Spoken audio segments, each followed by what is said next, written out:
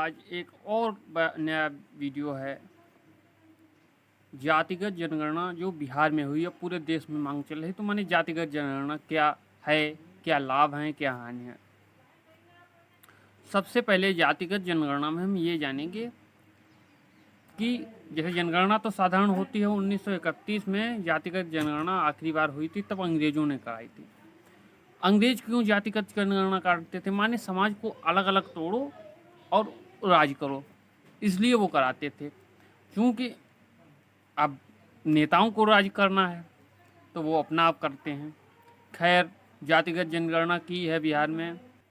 हो सकता है कुछ लोग तो आरोप लगा रहे हैं कि उसमें थोड़ा बहुत इधर उधर कर दिया, माने किसी जाति की जनसंख्या बढ़ा दी किसी। अब ये तो जांच का विषय है, उसमें कोई टिप्पणी नहीं करना चाहेंगे। लेकिन जातिगत जनगणना से फायदे क्या लोग बताते हैं। माने समाजवाद ये है भारत का, भारत समाजवादी देश भी है। तो उसमें ये है कि जिसकी जितनी संख्या भारी उसकी उतनी भागीदारी, ये समाजवादी नेता कहते रहे हैं। लेकिन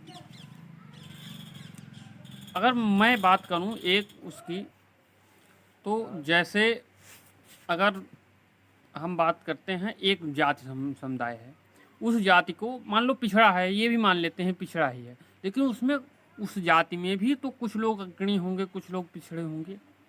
अब अगर हम बात करें उस जाति की संख्या के हिसाब से उसको आरक्षण दे दिया हमने, तो उसमें से जैसे 27 लाख 50 लाख लोग या 100 1 करोड़ लोग किसी जाति के हैं। अब 1 करोड़ में से सरकारी नौकरी में आप कितने दोगे? लाख 1.5 लाख। तो उसमें से लाख 1.5 लाख लोग, करोड़ में से लाख 1.5 लाख लोग कहाँ आ गए? उच्च श्रेणी में, माने आगे। और फिर वो इतने समृद्ध हो गए कि वही बार बार आरक्षण का लाभ लेंगे। तो इससे ये तो हमें तो लगता है फिर हर समाज में ऐसे कैटेगरी बन जाएगी। तो ये कोई स्थायी और गरीब तो गरीब ही रहेगा। तो ये कोई, हमें नहीं लगता है कोई ये स्थायी समाधान है। जिसलिए ये समानता की बात करें, महात्मा गांधी हमेशा समानता की बात करें। ये महात्मा गांधी का देश है, उसमें जातियों में तोड़ के, धर्मों में तोड़ के गरीबी अमीरी को छिपाया जाए। भाई गरीब हर समाज में हो सकता किसी जाति में ज़्यादा गरीब हो, किसी जाति में कम परसेंटेज हो, लेकिन गरीब तो हर जगह है। लेकिन उसमें आप कहोगे नहीं, इसके हिसाब से करेंगे। फिर सबसे पहले एक ही यहाँ पर बढ़िया कार्य किया जा सकता है कि वो अंबेडकर इतने योग्य हो गए, तो अगर आप योग्य बनाएंगे उनको, शिक्षा नहीं देना चाहते, केवल जातिगत जनगणना और अपने राजनीतिक फायदे और गुणाभाग करने के लिए ये करवाई गई है। उनको सबको शिक्षा दो, फिर वो सब आगे की श्रेणी में आके खड़े हो जाएंगे। जब वो सब आगे की श्रेणी में आके खड़े हो जाएंगे, वो खुद कंपटीशन अपना करेंगे, फिर ज़रूरत ही नहीं पड़ेगी। तो मुझे ऐसा लगता है कि ये कार्य जिस लिए किया गया है, दिखावा किया जा रहा है कि नहीं, हम समानता नहीं, वो केवल अपने निजी फायदे और राजनीतिक फायदे का मामला है। हालांकि उससे किसी को कोई आपत्ति नहीं हुई, हो गया कोई बात नहीं, अच्छी बात है। लेकिन एक बार पता चल गया, लेकिन उससे जो जनता उम्मीद लगाए हुए है, मुझे नहीं लगता ऐसा कभी संभव होगा। केवल जाति का पता लगाने से आप किसी को उसकी स्थिति सुधार देंगे।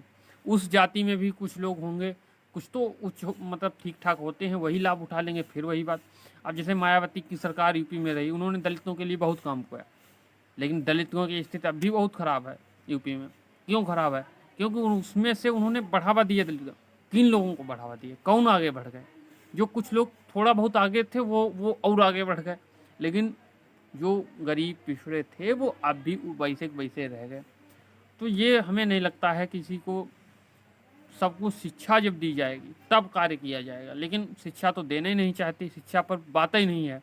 शिक्षा के मंत्री को भी, शिक्षा मंत्री को ऐसा बनाया जाता है जो बिल्कुल निकम्मा नकारा हो, क्योंकि उनको शिक्षा कोई ध्यान नहीं। उनको PWD मिनिस्ट्री हर सरकार को बनाना है, उससे बढ़िया मलाईदार, जैसे 3 करोड़ की सड़क बनवानी है तो 6 करोड़ पास करेंगे और उसमें से अपना थोड़ा बहुत बना लेंगे।